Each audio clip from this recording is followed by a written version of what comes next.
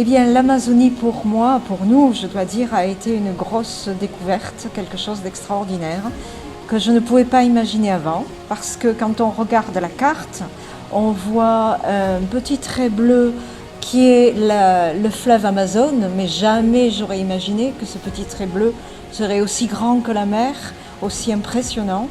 Et pareil pour la forêt amazonienne a été une découverte extraordinaire. Et on l'a découverte dans les meilleures conditions, c'est-à-dire la partie sauvage dans l'accès aux grottes, en train de se frayer un chemin parmi toute cette végétation extraordinaire. Et ce que je retiens aussi, c'est toutes les cascades qu'il y avait aux abords des grottes et qui constituent un paysage qu'on ne connaissait pas avant. Alors découvrir des grottes dans un nouveau pays, parce que je dis pays pour l'Amazonie, parce qu'à l'échelle de la France, c'est effectivement quelque chose de très grand et toujours quelque chose de très excitant pour nous. Ça nous permet de voir de nouvelles cavités, des types de formations qu'on ne connaissait pas. Je suis toujours surpris de voir qu'il peut y avoir de grandes grottes dans les grès, alors que pour nous, en Europe, c'est quelque chose de tout à fait exceptionnel. Et puis la dernière expérience dans les Iron Caves, les grottes de fer, est tout à fait quelque chose d'exceptionnel aussi. Ça va nous permettre de ramener des images pour montrer à nos amis, non seulement français, mais européens, qu'il y a plein de choses extraordinaires en dehors de l'Europe et de la France. Et ça, c'est toujours quelque chose d'important, de montrer qu'il y a des choses bien ailleurs. Concernant les grottes, il y a aussi des choses qui pour nous étaient tout à fait surprenantes. C'est la vie à l'intérieur de ces grottes.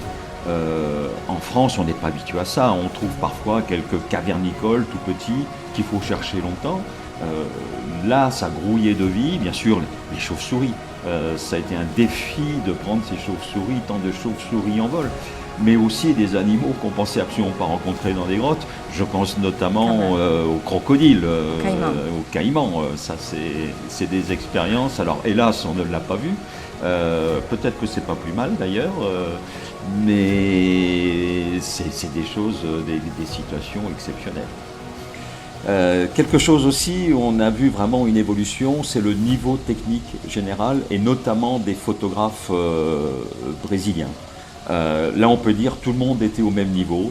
L'EDA va avoir des images fabuleuses de tout le monde pour faire son livre. Et on a pu voir la progression par rapport à l'UCES 1. L'UCES 2, déjà, le niveau avait monté. Et là, on termine avec un niveau excellent au niveau de tous les photographes. Donc, un très très beau livre en prévision. C'était vraiment un niveau professionnel pour tout le monde et donc de grande qualité. On a été très très heureusement surpris de toutes les images que nous avons pu voir et qui sont sorties de cette expédition.